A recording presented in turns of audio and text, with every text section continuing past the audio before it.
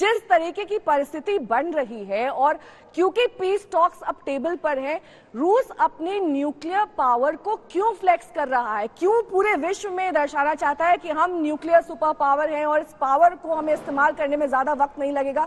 जब शांति वार्ता हो रही है तो धीरे धीरे प्रोसेस में आइए, धीरे धीरे परिस्थिति को समझिए और आने वाले वक्त का इंतजार करिए, क्योंकि जो आपको प्रूव करना था वो तो आप कर चुके हैं। रूस के दो एम हो सकते हैं इसमें पुतिन के। एक तो ये धमकी है जिससे यूक्रेन और बाकी देश डर जाएं, और दूसरा एक डेस्परेट मूव भी वो कर सकते हैं। पुतिन इसमें बहुत फंस गए हैं। अभी अपने देश में उनका विरोध हो रहा है और उनके जो फाइनेंशियल सिस्टम चरमरा रहा है, कॉस्ट बहुत हैवी पड़ रही है और वो कुछ गेन नहीं कर रहे हैं इसमें। तो इसके अलावा वो कहते हैं कि जी मैं फादर ऑफ ऑल बम्स भी, जो न्यूक्लियर बम से थोड़ा सा छोटा होता है, उसको भी डालने की कोशिश कर रहे हैं। लेकिन वो ये चीज़ भूल रहे हैं कि अगर वो न्यूक्लियर धमकी देने से बाकी नाटो और अमेरिका को मजबूत कर रहे हैं। अभी एक बैठक हो गई है और ये नाटो को और अमेरिका को अच्छा बहाना मिल जाएगा कि वो उसमें अपने आप को इन्वॉल्व कर देंगे। स्वीडन और जो फिनलैंड हैं ऑलरेडी नाटो की तरफ आ चुके हैं, जो कि रूस और पुतिन अपने दमनकारी और जो उस तरह से लोगों को खौफ में डालना चाहता है, उन कंट्रीज को भी धमका रहा है कि आप नाटो में नहीं जाएंगे। तो ये जो लोग हैं सब अब डेमोक्रेसी चाहते हैं, डेमोक्रेटिक कंट्री हैं, वो डेवलपमेंट चाहते हैं, जबकि पुतिन के यहाँ पे सारा जो वो कम्युनिज्म है, कोई स्वतंत्रता नहीं है।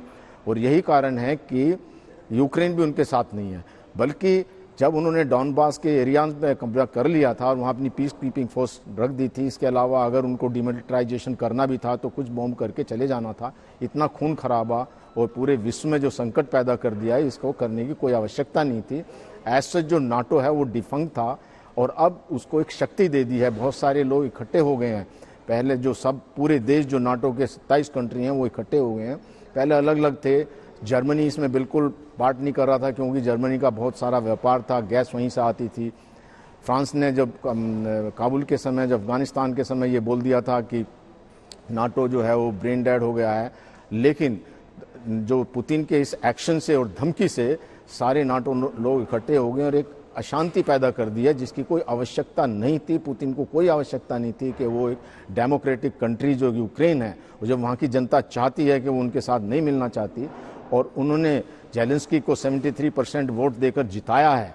और जब वो सब उनके साथ खड़े हुए हैं, आज युद्ध के समय भी उनके साथ खड़े हुए हैं, तो रूस इसमें कुछ गेन नहीं करेगा। वो गेन इसलिए नहीं करेगा कि रूस को टेरिटरी तो चाहिए नहीं, उनके पास तो इतनी ज़मीन पहले से ही है, और जो उनके विचारधारा है कम्युनिज्म की वो यूक्रेन स्वीकार नहीं करेगा। तो मुझे नहीं समझ में आता है कि जो पुतिन ने ये सारा झंझट या सारा एक जो ऐसी स्थिति क्यों पैदा करी विश्व में, जिससे कि मानव जाति पर एक बड़ा खतरा पैदा हो गया है। और जो यूक्रेन ने इनके अगेंस्ट में इंटरनेशनल कोर्ट ऑफ जस्टिस में जो वार क्राइम का भी केस कर दिया है, तो उसमें भी इनके ऊपर केस चल सकता है। लेकिन वो किसी चीज़ की परवाह नहीं कर रहे। बल्कि मैं तो ये सोच रहा हूँ कि आज जो यूएन की बैठक हो रही है, यूएनजीसी की, उसमें अगर कोई रिजोल्यूशन पास भी हो जाता तो उससे हासिल क्या होगा? कोई मानेंगे जो अगर उसका रिजोल्यूशन पास हो जाता है तो उसमें बेसिकली नाटो और अमेरिका ही हैं। वो तो पहले से ही आपस में उनकी सारों के एक मत ही है।